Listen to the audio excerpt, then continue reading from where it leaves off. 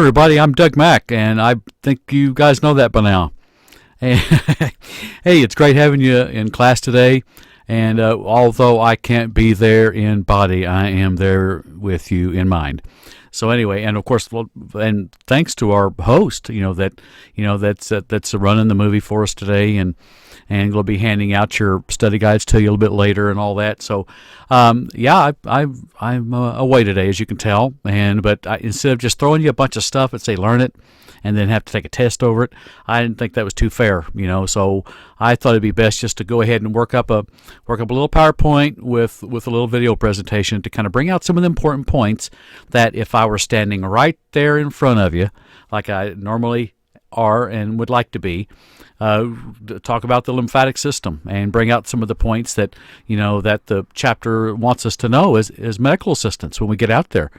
And of course, I am grateful that I found a wonderful host like you have here that's running stuff for us, and I started. Before I made the video, I started, asking around to see if I could find somebody that, that would come here and do it. And I thought, well, I'll just tell them who it's for. And I said, so I went to one lady and I said, well, you know what? And of course, she works here, and I want to mention names. But anyway, and I said, well, you know what? If you'd be so kind to cover my anatomy class for me, I'm going to be gone for a few days.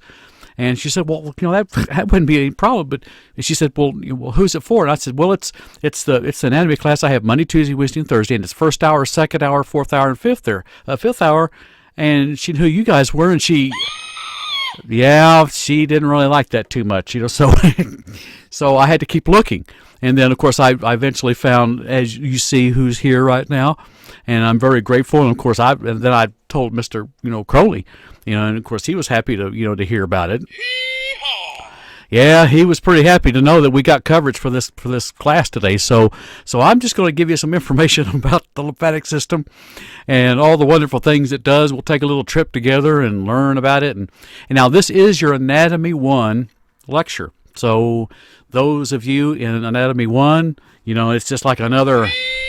This one's for you, because this is the stuff you need to know for one of those 7 tests that you need to complete. So Anatomy 1, we're on it today. And now it is Chapter 12 in your book. So it's Chapter 12 in your book, and it's an Anatomy 1 lecture. And those in Anatomy 2, hey, it doesn't hurt to have a refresher. Because the Anatomy 2 folks, you guys are the seniors. You're just about out of here anyway. So you need a little bit of a refresher so that before you go down the hall, we learn all we need to know about the lymphatic system, right? So anyway, let's have some fun. Let's talk a little bit about the lymphatic system. It's not a real long chapter, so that's kind of like the good news. So it's not going to really take that long to kind of get through it. So we'll just kind of jump in and get a little bit out of that. But first I got to get a little, it seems like my throat's getting a little dry already, and so if you'll excuse me excuse me a little moment, I'm going to get to my sock monkey cup. Well, yeah, you're making fun of me already. See, it's got 2 handles to it, so that if I'm right brain thinking or if I'm left brain thinking, I can use either side of the cup. Don't that make it convenient? So excuse me just a moment here. Oh, okay, I forgot. You know what? For all these, I keep forgetting that we're not supposed to have any food or drink in the room, so my bad. So definitely don't let Mr. Crowley know about that. So anyway, well, now that I had a drink of my favorite beverage, coffee, that, we can go ahead and get started because I think I'm caffeined up now, where we can talk about the lymphatic system. All right, so we're talking about the very system within our body that should a pathogen or an antigen or a virus or a bacteria, jump in us or on us, then we have an immunity that we can fight all this, well, not all of it, but maybe try to fight a lot of it off. And that's what we're talking about when we're talking about the lymphatic system. We're talking about a means by which, if that germ happens to get in us, then we have a way for our body to try to fight it, to keep it from infecting us and making us sick. So here's what we want to take away from today. We want to talk about the pathways and the organs of the lymphatic system and give their locations. We'll find out that the lymphatic system's much like driving down a highway. Like if you're taking I-75 or taking, I-244, it's a highway. Think of it like when we've done the cardiovascular system, how, we talk about the arteries and the veins flowing throughout the body to distribute the blood and to the tissues and organs and all this. Think of the lymphatic system a lot like that. You know why? Because the lymphatic system is to the cardiovascular system like blood flows through the cardiovascular system, like lymph flows through the lymphatic system. The lymphatic system flows throughout the body, and in your textbook now, just because you've gone to the lecture today, don't mean you don't need to do your gold boxes and read your chapter. So look in your chapter, you'll see where these highways and byways are. You'll see that where all the different parts of the highways for the lymphatic systems go. And I like to use this because I think a lot of people can relate to it. Have you ever had, and it's probably not the best thing in the world to put this on video, but have you ever had under your arm swell in the axillary areas under your arm, and there might be like a bump or a knot or something? Well, don't just panic and think, oh no, I've got lymphatic cancer or something.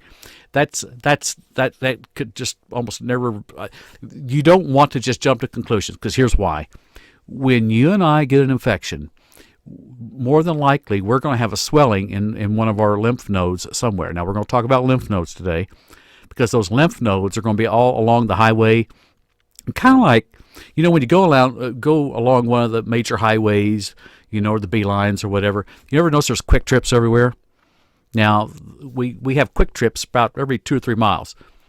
The quick trips are to around highways that you and I travel are a lot like lymph nodes are around the lymphatic system, because it's the lymph nodes where all the real action, that's where all the parties are held in the lymphatic system. You didn't know those kind of parties, did you? But anyway, when we get an infection in us, or a germ or an antigen or a pathogen or something like that enters the body, our lymphatic system tries to find it, attack it, and kill it, basically. But it draws all this infection to our lymph nodes and to our lymph areas, whether they're under our arms, whether in the groins, in our back, wherever. We'll find that we have these lymph nodes throughout the body. And your chapter, actually, I want you to look at it, because it'll show different areas of the body where the lymph travels. And so it's important to know those pathways in the organs of the system. And look at our PowerPoint here. It says, define lymph and tell how it's circulated in the body. That's why I wanted to use the idea of the cardiovascular system, how blood flows through the body. This is pretty close to the same way with the lymphatic system. We have that network. We have that circulation in the body as well. And that's where we'll talk about things like infection and pathogen and antigen, for that very reason. We'll find out that our body has what's called nonspecific body defense mechanisms. In other words, there's things that will protect us within our body. Now, of course, if you've gone through hematology, you've gone through some of the other systems, you know that we have in our blood, it has capabilities of killing germs and things like that too. So we have some nonspecific ways as well to kill germs that would enter us. And we'll find out here a little bit more in detail within the lymphatic system what some of those are. We'll talk about the signs and the causes of inflammation. When you cut the little finger, don't you just hate that? It's like, when you pick up like a book or a piece of paper or something, and you're in a hurry, and you pick it up real quickly, and you go, oh man, and you cut your little finger. That's what happens. And then you know what you have to do? Then you have to go buy new skin. Yes, can you see that, new skin? You don't know how many times I've cut my finger. That stuff really works, by the way. It's like little glue, but the stuff really works, and you rub it on there. But boy, it's going to sting when you put it on there. Excuse me for that. I cut my finger the other night and I had to use it. But the point is that your finger's going to become inflamed. You know why? Because when you cut it, that's a good thing though. When you cut your finger, especially the pinky. Why is it always the pinky, the one that? And when you do cut it, you feel that first sting. You feel that first sting, and you go, oh no. And then you look to see, oh, please don't bleed, please don't bleed. Well, of course, you look down, oh, it's not bleeding. Then all of a sudden it starts bleeding. Inflammation's a good thing. Here's why. When you cut that finger, more than likely, whatever you cut it on, it's got some kind of germ or bacterium or something on it, and you don't want it affecting your finger. So your finger basically sends an email up to your brain, and then the brain gets the receptors up there go, oh man, Dodo just cut their finger, so I'm going to call the brain calls out 911 to the body. If like on the corner of our college, if we saw an accident going on out there, well, guess who's coming to the scene? You're gonna, somebody's gonna call 911. They're gonna call the police. They're gonna call the ambulance. They're gonna call the fire, and then everybody outside the college is gonna go outside and go look at the intersection, see who's involved, and look at all the drama. That's what's going on in the little finger, because when you cut your finger, immune responses are being kicked in. You're going to blood and antibodies and things in our body that wants to fight that stuff is all going to go to the scene. When you get all that stuff going at the scene, it's going to swell, and inflammation is usually a result of that. So you're going to have some swelling. You're going to have some inflammation, before it actually goes down. So we want to know what the signs and causes of inflammation are. Well, we'll find out what the inflammation is and how it actually is created, because that's part of the lymphatic system. And look up on our slides here, explain what is meant by body's defenses. Our body does actually have some innate abilities to be able to fight the germs and the pathogens and the antigens. We'll find out that there's something called the B cells and the T cells that are actually used to fight these cells. I mean, to fight the bacteria and the pathogens and the antigens, and to keep us from getting sick. And we'll find out the reason why is because there's something called memory cells. The B cells and T cells have some innate abilities called memory cells, and that's like the name implies, they remember what they're fighting, so that should they see that particular germ again, they've already got a ready defense ready to go. It's like, someone comes up to you and just slaps you. You think you're going to remember them? Of course you are. I remember them. Anyway, so you want to remember who they are so that should they ever come back up to you again, you'll be ready for them. And so that's what our B cells and T cells do. They remember stuff. That's why, have you ever noticed, why we get flu shots? Now, of course, I already know. This past year we haven't had really the best success in flu shots. In all the serum that was sent out to all the clinics and everywhere, because they didn't get the right strain. And if they didn't get the right strain, it's not going to fight what it needs to fight. Because our body will associate that serum with the memory cells, the B cells, and the T cells, and if it all don't match up, it's not going to kill it.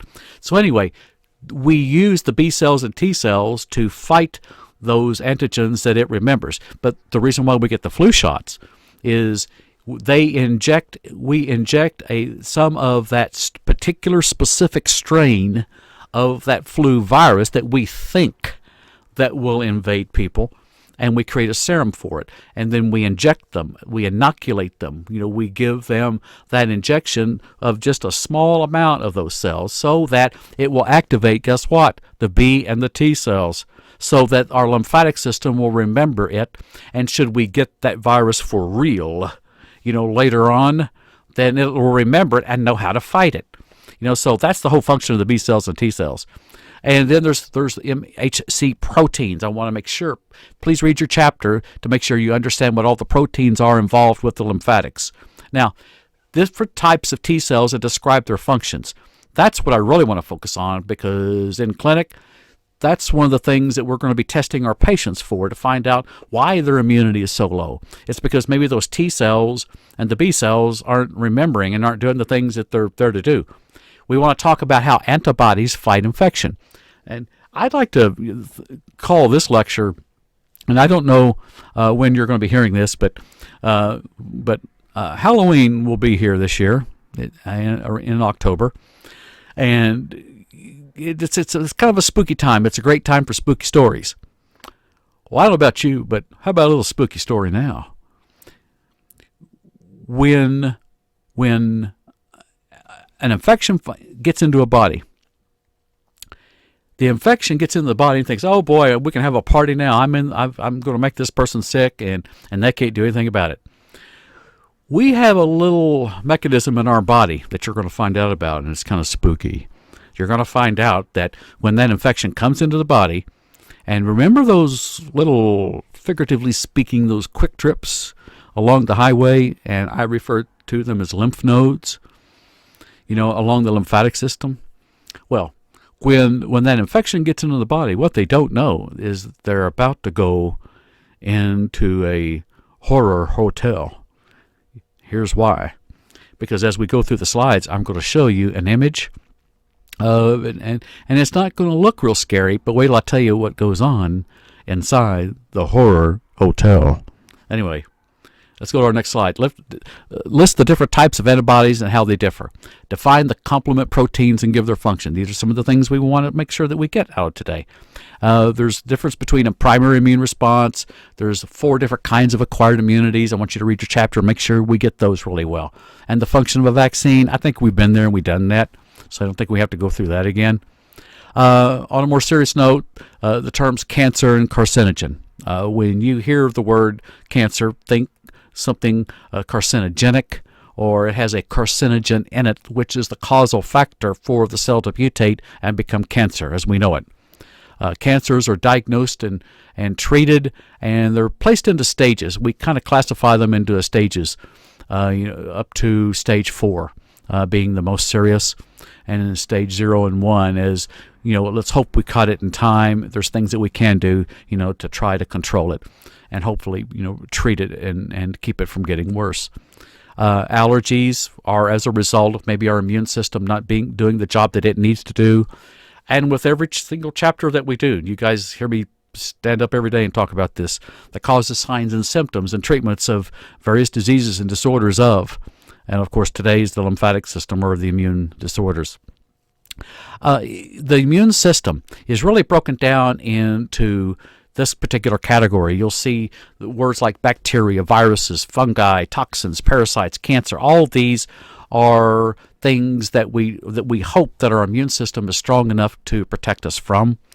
And the lymphatic system, here on the right, works with the immune system to remove disease-causing agents. And we've got some primary organs that are actually responsible for it, which would be the thymus and the spleen and the lymph nodes that are going to be a big role in our little horror hotel story, that we're going to be watching here in just a moment.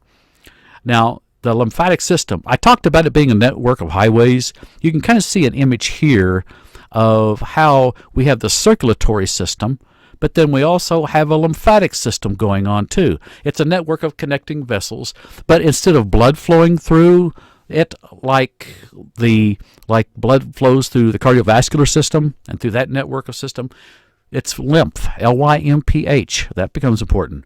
It collects the fluid between the cells and returns it to the bloodstream, picking up all the infections and the pathogens and the antigens and all this. And it picks up lipids from the digestive organs and transports them to the bloodstream, and it functions to defend the body against pathogens. So we'll find out it's a system just like the cardiovascular system. We have lymphatic pathways. We have capillaries. Doesn't that sound familiar? We have like blood, capillaries, and we have arteries and veins. In our lymphatic system, we have capillaries, and we have lymphatic vessels, like blood vessels, only we have lymph vessels that delivers the lymph to the lymph nodes. Remember, we're going to call those like the little quick trips all along the highway. We're coming to that pretty soon, pretty shortly. And those cells in the nodes can remove pathogens from the lymph and start an immune response. And it leaves nodes through efferent lymphatic vessels. Those are some 50-cent words that's going to play a big part in our little scary story that's coming up. The efferent, there's afferent and efferent. There's doors going into the lymph node, and there's a door going out. Now I'm giving you some of the secret, what's going to be going on in our horror hotel.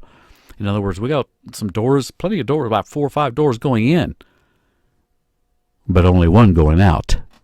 So anyway, lymphatic trunks receive lymph from the efferent lymphatic vessels, and they deliver it to the lymphatic collecting ducts.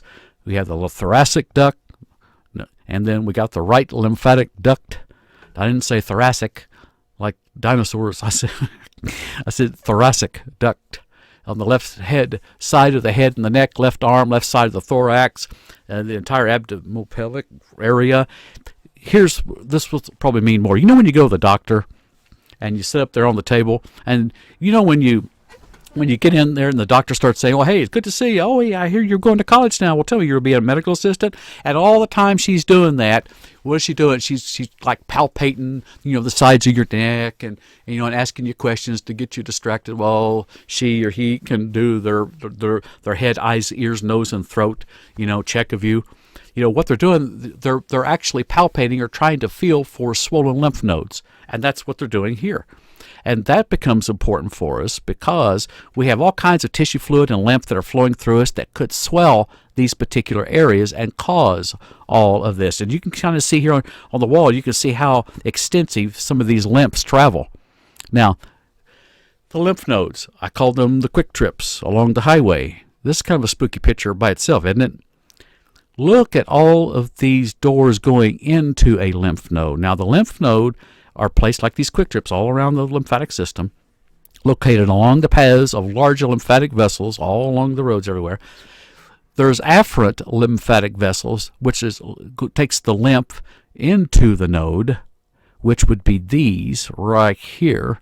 These are afferent lymphatic vessels. See how many of these doors are open? And then you have an efferent lymphatic vessel, which is the lymph from the node. So the lymph goes through the bloodstream and gets these antigens and pathogens and all the bugs and viruses and all that. And there's 4 doors that's saying, "Welcome, come on in," with a smile on their face. Come on in. And they start coming in. See all around the doors here? They're all coming in. But you know what? How many doors are going out? 1. You got 1 door going out. You know why that's scary? Because all of these pathogens and antigens and all of this that are coming in these doors thinking it's party time. Where's the music? Let's dance. You've got some immune response going on inside here that's going to capture them. And you know what phagocytosis is? It's going to eat them alive to keep them from going out of this efferent back into the bloodstream to make you sick.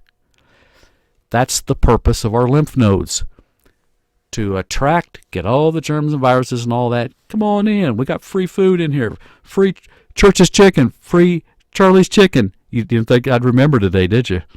But I got it. I got it in there. Anyway, so we're inviting all these germs and pathogens and bugs in, and then all of our antibodies are going to go after them and eat them.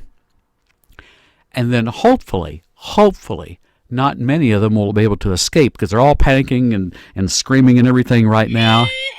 But we're going to fix it now so where they won't get out and make us sick. But it's kind of a scary situation because when all of these germs and pathogens and antigens and all this come through these doors, when they get in, then you see all these antibodies start circling around them. What do you think you're going to hear? That's right. And that's what we're trying to knock out. We're wanting to kill all those germs. But unfortunately, once in a while, some of the bad guys actually get out through the efferent, and lo and behold, we get sick. Or some of our lymph nodes start swelling to try to fight the infection, whether it's in the whether it's in the neck, whether it's under the arms or in the groins. That's kind of what happens. But so that's the idea behind the lymph nodes. More lymph enters that can leave at one time. That means there's a lot of doors open and there's a lot of them coming in, but only 1 door out. And so then we have macrophage process of where they will digest the unwanted pathogens. Isn't that a nice way of saying they're going to eat them? And that's exactly what they're saying. Then you got the lymphocytes that start an immune response against those pathogens. And the process continues to try to kill all that infection that would try to make us sick. Most of them anyway. And the nodes can generate some lymphocytes. So, but then we have some accessory organs that can kick in and try to help us. We got the thymus and the spleen. The thymus is a kind of a soft bilobed organ right above the heart in the mediastinum area. It's kind of large in kids until as you get older, then it starts shrinking. But it does basically the same thing as the lymph nodes. And it produces lymphocytes, and it produces a thymosin, which is a production of the lymphocytes. So the thymus has a thymus and a spleen actually have a role in protecting us. And the spleen, did you know that's the largest lymphatic organ in the body? Now, can you live without a spleen? Yeah, you can. but it is considered a lymphatic organ and something that can be used to sort through all of the viruses and the bacteria to try to kill it. The idea is to filter the blood similarly to what lymph nodes do, and sometimes they get removed. It's called a splenectomy, and then the liver has to take over most of the job of it. Defenses against disease is what the lymphatic system is all about. An infection, the presence of a pathogen in the body, a pathogen, a disease-causing agent, an innate immunity, a nonspecific defense to protect against pathogens. You can see all these defenses that we naturally have within our body to try to kill the bad guy. And then nonspecific defenses, something that's what we call it species resistant. This is why dogs are like my pugs. You know about my pugs, my daughters. They can't get the flu virus because they have a species resistance, nonspecific defense of their own to fight that off. Whereas you and I can't get distemper, like they would be able to get. And we also have something that you and I have called like fever. You know why we get a fever? Is because the fever is our body's natural way of raising our body temperature to kill the germs. Because remember, germs are like people; they got to have food, water, some place to sleep at night. Cable TV, high definition TVs. Oh, I'm just kidding. They don't need all that, but they got to have stuff to be able to live. And if we take that away from them, and that's what fever tries to do, is that it tries to kill it where it can't be home and where it can't grow and grow and kill us. And then a result is we get an inflammation. There are certain kinds of specific defenses against disease. We've got the immunities that protect us against very specific pathogens. And here's where I want to make sure that we know that we've got our white blood cells. That's what the WBCs are here. We got white blood cells that are produced in our bone marrow that's going to kick in and try to fight. We've got proteins, antibodies. We've got other things that's within our body that we create naturally to try to defend us against a lot of these. The B cells and the T cells, those are our heroes. Remember, these are the guys that remember the stuff if we become faced with it, that can try to fight it again and build our immunity to fight it again should it see it in the future. And that's how important the B cells and T cells are. So when you read your chapter, I know you guys will, make sure you read about the B cells and the T cells, because that's really the stars of the show. I'll let you read. These are all in your book. Let's see. Let's go down to a lot of times we'll give when we give our vaccinations or things in the clinic that will inoculate you with, to let our body take that natural ability to fight those germs and run with it. But then we can create our own naturally acquired active immunity, where if we get an illness, we have our antibodies in our body that'll fight and remember the memory cells, and then that helps protect us. There's also an artificially acquired active immunity where we might get a vaccine, that might kick in and kill, the germs as well. We have a naturally acquired passive immunity. We get that as young as when we were a baby, from our mom's breast milk, the placenta. That's also a means by which we try to kill our germs back when we were a baby. Artificially acquired, no matter where it comes from, we have ways of trying to kill things within our body. But then we might have something that might be a little bit more serious, like the cancer. The treatment, it's based on stages, 0 all the way, to 4, where it could spread to the other organs. We talked about that a little bit earlier and how serious that is. Same thing with allergies. That happens as well. And we'll find out, you read your chapter, because it talks about different kinds of allergy signs and symptoms, and like the antihistamines and things that are used to fight those with. Then I mentioned all the immune system disorders that's in the chapter. You want to read all of those. Guys, I'm proud of you. You did good. Be sure and study your chapter on the lymphatic system. It's got so many pathways, and again, we like to compare it to the highways and like the quick trips. We've got them throughout our body. They're essential to our life. That lymph flows through the body, through all those different nodes, and tries to capture the bad guys and bring them into that horror hotel, and then eat them. And then remove them. And then, of course, the accessory organs, the thymus and the mediastinum and the spleen, all play a part in the accessory organ, in the big picture of it all. That lymph is the body's fluid through it. They're probably one of the things that you'll hear about most, when you hear about, immune, like problems with immunity, is it'll result in things like maybe AIDS, or chronic fatigue syndrome. These are all immune-related, type disorders, as with mononucleosis and then lupus. These are all different kinds of diseases and disorders, that we've really got to be aware of when we're talking about the lymphatic system and how scary it can be, But the good news is if we take care of our bodies and give it the things that it needs to be able to fight the bad stuff with, we'll, many times we'll be able to fight through it. That's basically it for today, guys. I'm proud of you. Good job. Please make sure you do your gold boxes, and of course our wonderful host here with us today is going to give you your study guide where you can look up the answers to some of the more common questions that you might see on a test near you. That would help you, work towards the test that you'll be getting on this chapter, soon. Be kind to her. Be kind to her and help her, administer all this. And I can't wait to see you guys back in class and get back with you. So I hope you had a great day today. Be sure to do your study guide and do your gold boxes, and we'll see you in class soon. This is Doug Mack. You have a great day. Have a great day. Bye.